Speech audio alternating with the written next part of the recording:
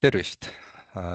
Nagu ennist sai juba öeldud, olen Hardi Link, Tarbijakaitse Tehnilise Järelevalveameti tehnikaosakonna peaspetsialist.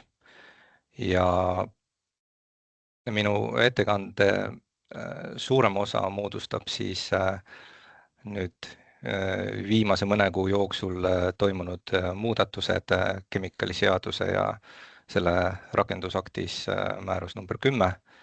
Ning lõpus on ka siis täiendavat lisainfot väikeste muudatuste osas, mis meil siin vahepeal toimunud on.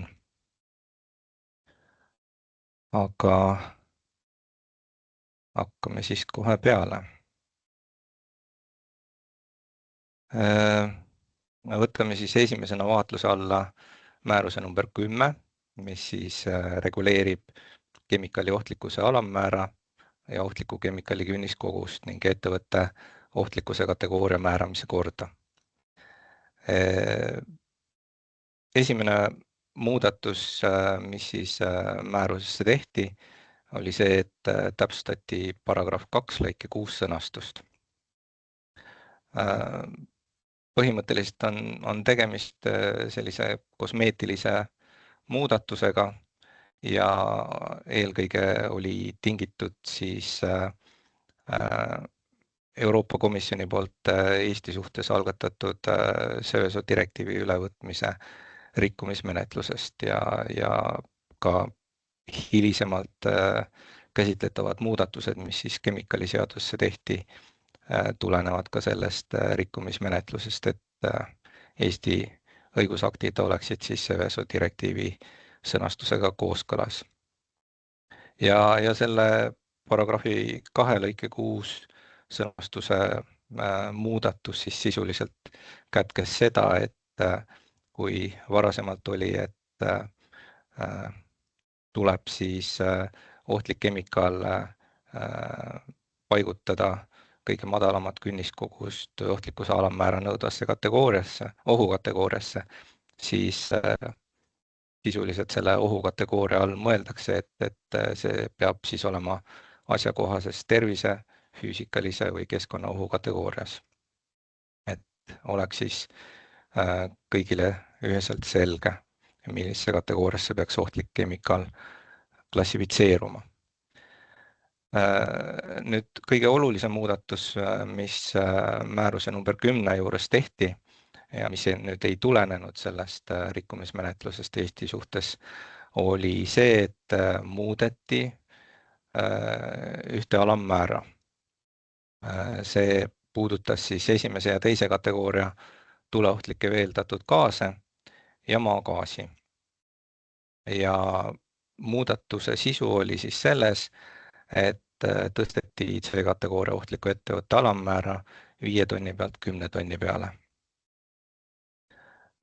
Nagu siin ka kolmas punkt täpsustab, siis selle reaga oli ka seotud üks märkus 14, mis viitab siis biogaasile, mida on puhastatud ja vääristatud biogaasile kohaldatavatele standarditele, millega tagatakse siis maagaasile vastav kvaliteet.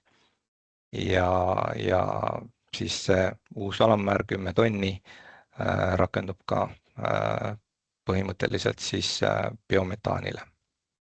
Ja üks täpsustus veel, et kui varasemalt ettevõtte ohtlikkuse kategooria määramisel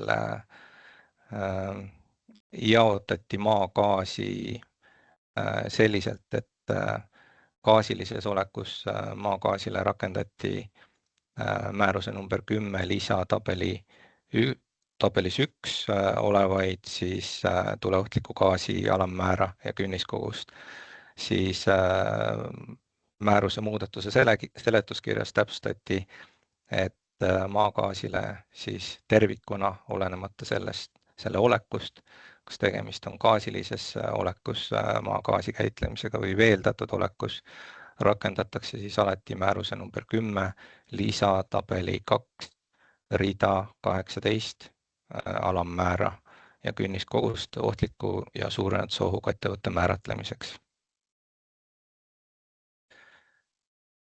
Seoses selle alammäära tõstmisega on siis mõjutatud circa 140 käitist, kellel on käitamisluba välja antud, ja circa 3/4 nende käitiste osas on TTJA siis täpsustanud asjasse puutuvate ettevõtetega üle iga käitise ohtlikkuse kategooria määratlused ja selgitanud välja siis sellel hetkel kehtinud asjaolud, kas ettevõte või siis selle ettevõtte käitis jääb jätkuvalt C-kategooria ohtliku ettevõtte käitamisloa kohuslaseks või mitte.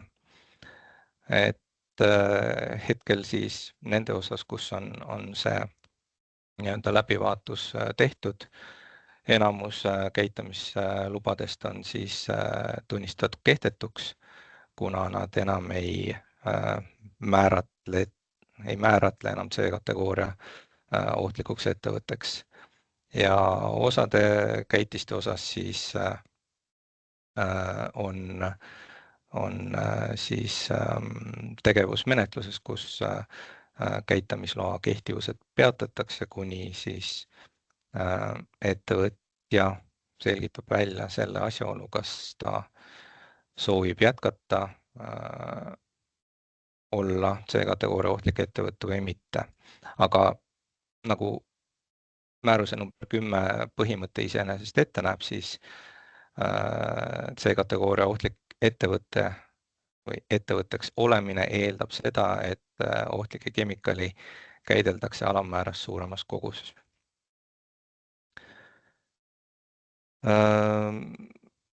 Täpsustus siia juurde, et olenemata nüüd sellest asjaolust, et kui käitis on läinud C-kategooria ohtliku ettevõtte alt ära, siis ikkagi jätkuvalt kehtivad nendele käitistele ja ka siis tulevastele käitistele siis teistest õigusaktidest tulenevad nõuded. Vajadusel peab olema siis taotletud ehitusluba, seadmeohutusseaduse nõuded peavad olema täidetud, töötervishoiu, tööohutuse seaduse, tuleohutuse seaduse ja muidugi ka tegelikult kemikaaliseaduse üldsätetega ja siis ka nende kõikide seaduste rakendusaktidega määratletud nõuded, kui need on asjakohased. Liigume edasi kemikaaliseaduses toimunud muudatustele, mis siis jõustusid alles hiljuti, 13. detsembril. Esimese muudatusega täpsustati paragrahv 22 lõike 4 sõnastust ja see on siis seotud selle sättega, kus siis ohtlikud ja suurendusohuga ettevõtted peavad tegema üksteisega koostööd, kui on tõenäoline dominoefekti aset leidmine, vahetama omavahel vajalikku informatsiooni ning rakendada ka siis asjakohaseid meetmeid, et avalikkus ja õnnetuse mõju piirkonda jäävad juriidilised isikud oleksid teavitatud ja kui on tegemist siis A-kategooria suurendusohuga ettevõttega, siis täpsustati seaduses ka seda asjaolu, et tuleb siis vajadusel Päästeametile edastada täiendavat informatsiooni ettevõtte välise hädaolukorra lahendamise plaani koostamiseks. Järgmine muudatus puudutas paragrahvi 22, kus siis lisati juurde uus lõige 6 järgmises sõnastuses. Käitaja võtab pärast suurõnnetust kasutusele vajalikud heastavad meetmed, mille eesmärk on taastada inimese tervis, keskkond ja vara enne suurõnnetust olnud seisundisse. See selline kohustus või nõue tuleneb otseselt siis Seveso 3 direktiivist ja kui varasemalt selline säte Eesti õigusaktides puudus, ei olnud seda üle võetud, siis nüüd see vastav säte on olemas. Lisaks täpsustati paragrahv 23 lõike 3 teise lause sõnastust. See siis praegusel hetkel puudutab kõiki ohtlikke suurendusjõuga ettevõtteid, kuna siis te peate teatud perioodil või teatud seadusega sätestatud tingimustel läbi vaatama oma kemikaaliseaduse kohased kohustuslikud dokumendid, hoidma neid ajakohasena ja esitama pädevatele ametitele ehk siis TTJA-le ja Päästeametile kooskõlastamiseks. Ja kui varasemalt seadus määratles selle tingimuse, et eelistada tuleks dokumendi elektroonilist esitamist, see põhimõtteliselt sisuliselt tähendas seda, et võis siis esitada Wordi PDF dokumendina, edastades selle e-kirja teel pädevale ametile kooskõlastamiseks, siis seaduse uus sõnastus paneb siis ettevõtetele kohustuse esitada need dokumendid läbi TTJA järelevalve infosüsteemi, kuhu on siis loodud vastav moodul, kemikaalide moodul, mille kaudu on siis võimalik esitada nii uue käitise taotlusi kui ka siis esitada jooksvalt asjakohaseid dokumente ühekaupa kooskõlastamiseks.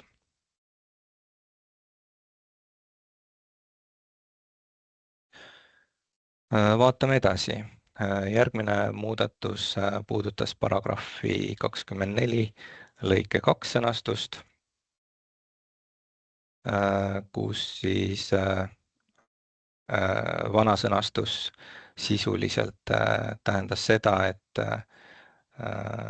kui ohtlikkuse suurendusjõuga ettevõttes toimus õnnetus, siis ettevõtjal oli kohustus teavitada käitaja õnnetuse mõju piirkonda jäävaid isikuid õnnetusest viivitamata, siis uue sõnastuse kohaselt on siis või tähendab, toimub siis teavitamine või teavitamise korraldamine koostöös Päästeametiga. Aga tõenäoliselt mingi hetk Reelika Kuusik räägib teile sellel teemal ka natukene täpsemalt, kuidas see on korraldatud või kuidas see võiks olla korraldatud. Täiendati paragrahvi 24 uue lõikega 4',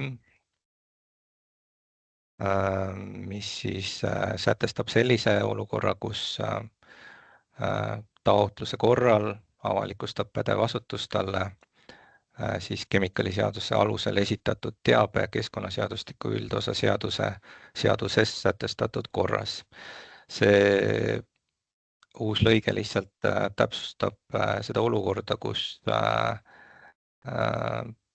pädevatel asutustel on siis võimalik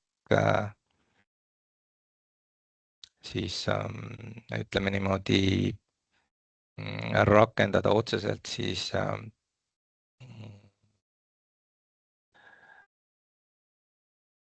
asutuse siseseks kuulutatud teabe nii-öelda kinnihoidmist, mitte selle avalikuks tegemist, kuigi avaliku teabe seadus üldjuhul reguleerib juba andmete avalikustamist Eesti õigusruumis, siis Seveso direktiivi juures viidatud keskkonnaandmete avalikustamise direktiivile. See sisaldas siis rohkem sätteid, mille ulatuses siis oli võimalik tegelikult ka Seveso direktiivi raames esitatud andmeid kuulutada asutuse siseseks kasutamiseks, mida siis varasemalt, ütleme niimoodi, ei olnud võimalik otseselt rakendada. Aga nüüd on selline võimalus olemas ja seda me saame siis andmete avalikustamise juures siis nüüd korrektselt ka rakendada.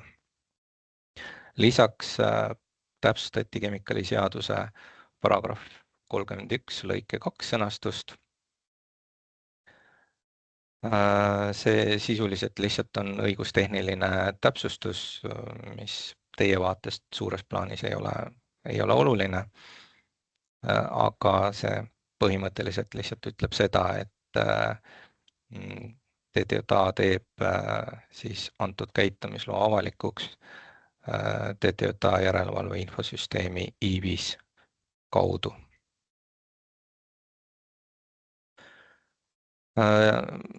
Lisaks täpsustati kemikaaliseaduse muudatusega nii Päästeameti kui TTJA pädevusi, mille osas ma nüüd annan ka siis täpsema ülevaate. Päästeameti pädevusse lisati siis uus punkt number 7, millega määratleti siis Päästeametile kohustus koguda peale õnnetust koostöös TTJA-ga teavet, mis on vajalik õnnetuse tekkepõhjuste väljaselgitamiseks ning õnnetuse tehniliste, organisatsiooniliste ja juhtimisega seotud aspektide analüüsimiseks. Kuigi ütleme niimoodi, et see ei tähenda, et varasemalt Päästeametil ja TTJA-l ei olnud pädevust ohtlikes või suurõnnetusooga ettevõtetes toimunud õnnetuste uurimiseks, aga jällegi Euroopa Komisjoni palvel, et kõik, mis puudutab seda valdkonda, et siis Eesti õigusruumis olev sõnastus oleks kooskõlas ka Seveso 3 direktiiviga, sai ka sellised täpsustused siia kemikaaliseadusesse lisatud.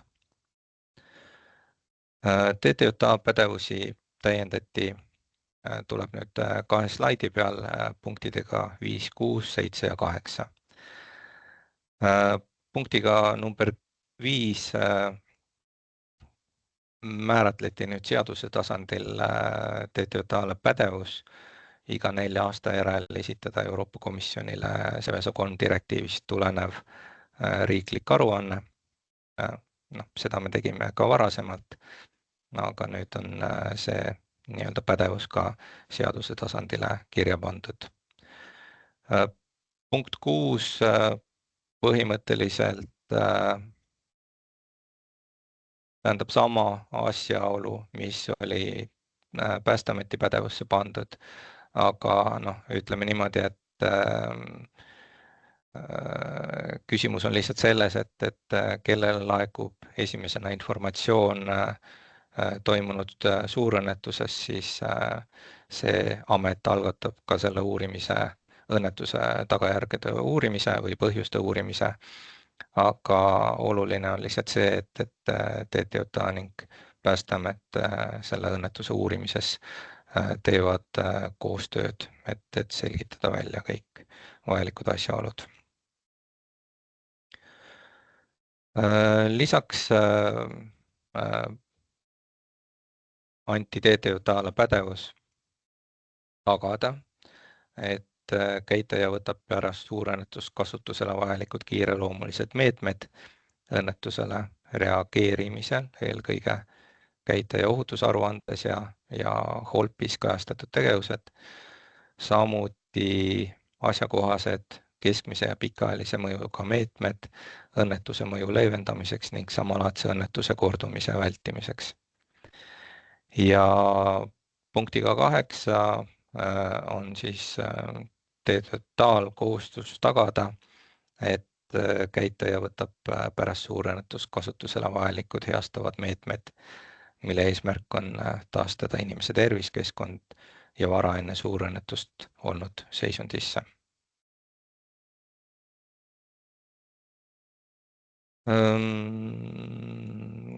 Kemikaaliseaduse paragrahv 40 lõike 2 esimese lause sõnastust muudeti, sisuliselt ütleme niimoodi, see on jälle õigustehniline parandus, mille sisu ei muutu, lihtsalt võeti sellest sättest ära Seveso 3 direktiivi siis nimetus täies ulatuses, kuna taoline viide on juba kemikaaliseaduses olemas ja seda ei pea eraldi siis selles sättes dubleerima.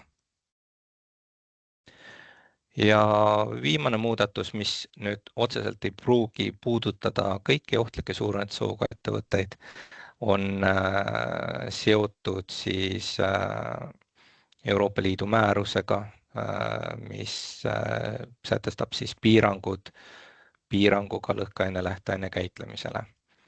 Et kellel on, kes siis käitleb ja tegeleb piiranguga lõhkeaine lähteainetega, et siis on võimalik tutvuda ka nende muudatustega kemikaaliseaduses, mis on siin välja toodud. Viimasena, kuna määrus number 18 ei ole veel muutunud, aga seoses Eesti suhtes algatatud direktiivi mittenõuetekohase ülevõtmise osas Euroopa Komisjon on algatanud rikkumismenetluse, siis ka lähikuudel läheb määrus number 18 muutmisele. Ja selles osas siis informeeritakse ka teid asjakohaselt. Oleme jõudnud lõppu. Siin on siis ka täiendavat lisainformatsiooni teile. Et kes veel ei teadnud, siis eelmise aasta lõpus korraldatud infopäeval siis TTJA ja Päästeamet esitlesid uuendatud riskianalüüsi juhist. See on leitav nii TTJA kui Päästeameti kodulehelt.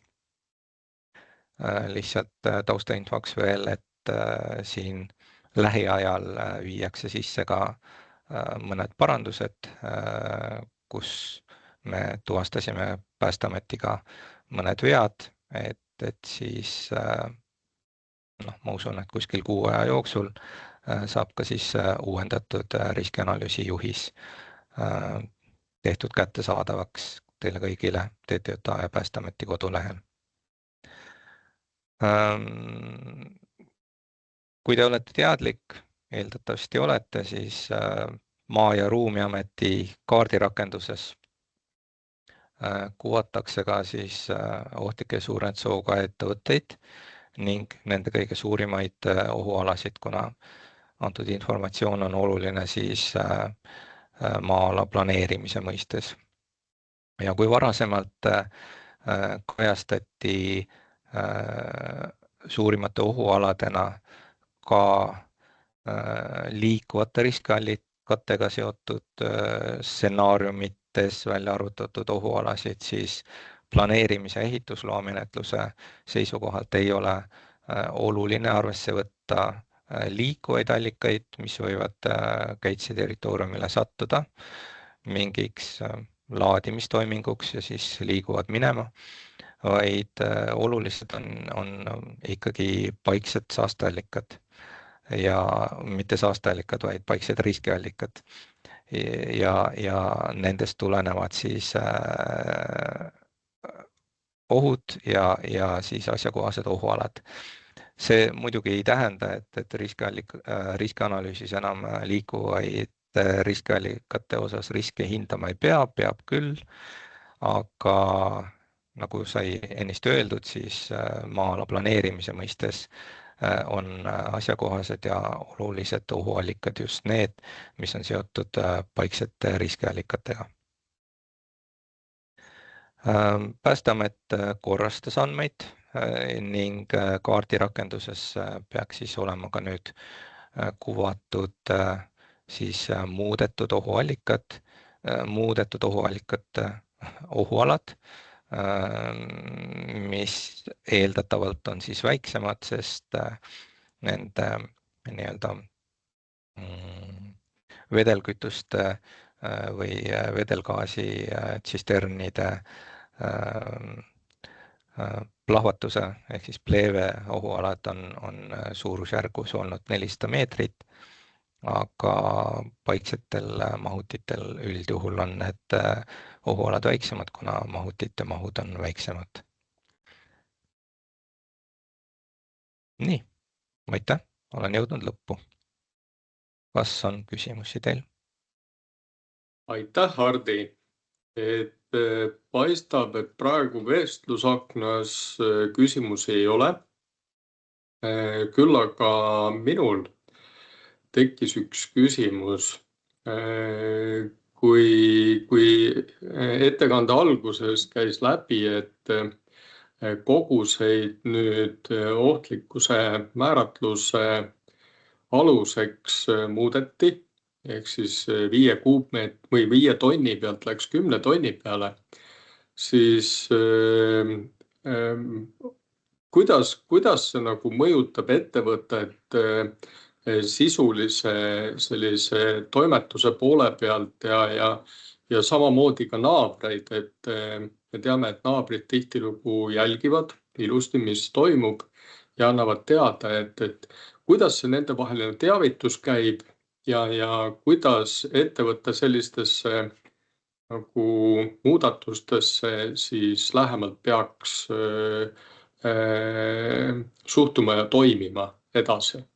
Oskad sa äkki natukene mõtteid jagada selles suunas? Aitäh küsimuse eest. Noh, ütleme niimoodi, kemikaaliseaduse osas kõige olulisem muudatus, mis siis seoses selle alammäära tõstmisega ettevõtetele kaasa toob, on siis see, et kui nad enam ei ole määratletavad ohtliku ettevõttena, ei pea neil olema kemikaaliseaduse kohast käitlemisluba ning puudub ka siis kohustus järgida kemikaaliseaduse 3. peatükiga sätestatud nõudeid ja kohustusi. Ehk siis peaasjalikult on see seotud kohustuslike dokumentide koostamisega ja siis puudub ka põhimõtteliselt otseselt teavituskohustus, vähemalt see, mis on siis määratletud ohtlikule suurendushoiuga ettevõttele. See muidugi nüüd ei tähenda seda, et ettevõtja ei pea järgima muid kemikaaliseadusega sätestatud nõudeid ja teiste õigusaktidega sätestatud nõudeid ja kohustusi. Et praegusel hetkel, miks see alammäära tõstmine nii-öelda ära tehti, oli siis see, et seaduselooja leidis, et teiste õigusaktidega sätestatud nõuete järgimine võiks olla piisav, et tagada jätkuv ohutus selles mahus ohtliku kemikaali käitlemisega ning ei ole neid vaja siis eraldi reguleerida kemikaaliseaduse 3. peatükiga. Ehk siis jätkuvalt, kuna käideldakse ohtlikke kemikaale, peab tulenevalt kemikaaliseadusest pidama ohtliku kemikaali käitlemise üle arvestust. Seadmeohutusseaduse, tuleohutusseadusega on sätestatud siis erinevad kujad või ohutud kaugused, eriti see puudutab siis vedelgaasi käitlemist näiteks. Tuleohutusseadus sätestab ka üldised tuleohutusnõuded kõikidele ettevõtetele, et seal selles mõttes ei tehta nüüd otseselt vahet. Ja kui rääkida surveseadmetest või ohtliku vedelike anumatest, siis jätkuvalt seadmeohutusseadusega on sätestatud nõue neid perioodiliselt auditeerida ja samuti on ka siis ehitusseadustikus kohustus auditikohustusega surveseadmete osas siis taotleda ehitusluba ja kasutusluba. Ehk siis põhimõtteliselt need meetmed, nagu ennist sai öeldud, võiksid olla siis piisavad. Ja muidugi tööohutus- ja töötervishoiu seadus, mis reguleerib kõikide ettevõtete tegevust, siis tähendab seda, et igasugune ohtlik tegevus, mis võib mõjutada töötaja tervist, siis selles osas tuleb teha töökeskkonna riskianalüüsid ja näha ette siis kõik vajalikud ennetavad meetmed, leevendavad meetmed, et töötajate tervis oleks tagatud. See muidugi ei tähenda seda, et ma lihtsalt lõpetan korra ära selle mõtte, et ettevõtjad ei peaks omavahel suhtlema Noh, see, et seadus nüüd võib-olla otseselt ei kohusta kedagi informatsiooni jagama, siis heanaaberlikud suhted on alati teretulnud ja ma arvan, et inimesed peaksid üksteisega rääkima ja jagama siis oma tegevusega kaasnevaid võimalikke ohte. Või kui peaks ka ohuolukord tekkima, et siis kõik lähinaabrid võiksid olla teadlikud, mis on see, mis annab indikatsiooni, et tegemist on ohuolukorraga ja kuidas siis käituda.